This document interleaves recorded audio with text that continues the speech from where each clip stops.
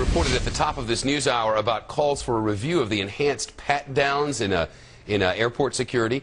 Now a councilman from Brooklyn, New York, is pushing for a ban of those full-body scanners that can see right through people's clothes. The councilman saying, "We've turned TSA screeners at our airports into peeping Toms for no legitimate reason." That councilman from Brooklyn, New York is with us now. David Greenfield, live in Studio B. Good to see you. Thank you.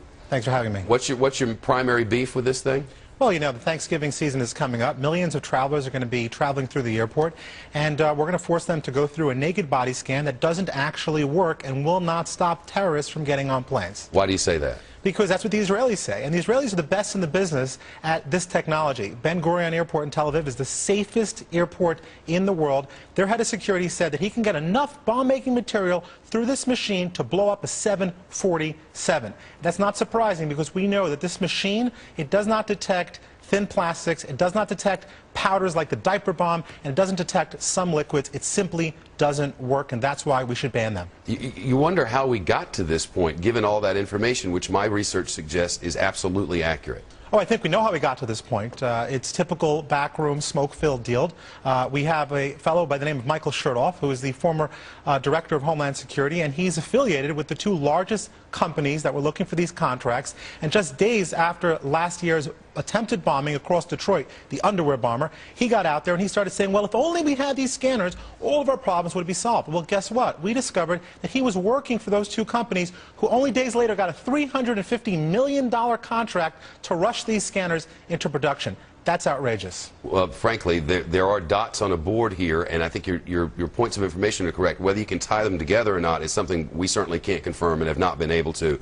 So that aside, the fact that it's widely believed that these scanners will not, and first of all, the underwear bomber didn't get on the plane in the United States. We can't force this on people outside the country.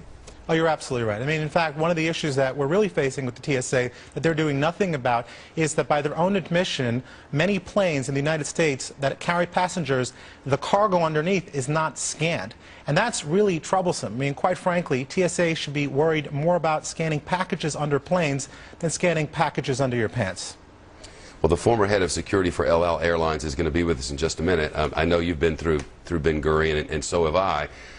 For those who are new at it, it might be an intimidating experience, but it is as efficient as anything I've ever seen anywhere.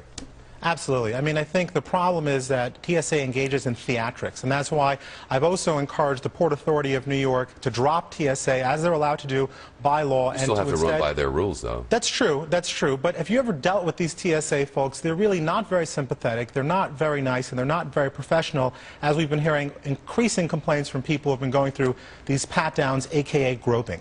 Well, I've had a lot of experience with TSA workers, and some of them have been some of the nicest people I've ever met. But you're right. I mean, in every large group, and they have tens of thousands now, some people are going to be friendly and some people aren't. But this is, it's quite, children, I mean, a 14-year-old girl, it just seems bordering on, well, it seems completely inappropriate. Yeah, I mean, it seems inappropriate to scan their bodies nude, and then it seems as inappropriate to pat them down aggressively, and that's what we're trying to do. You know, I think once in a while, local elected officials in cities and states have to stand up to the federal government and say, you guys got it wrong, and we're going to try to fix it here in New York, and hopefully it'll catch on across the country. Brooklyn Councilman David Greenfield from just across the river, thank you for being here this Friday afternoon. Thanks for having me.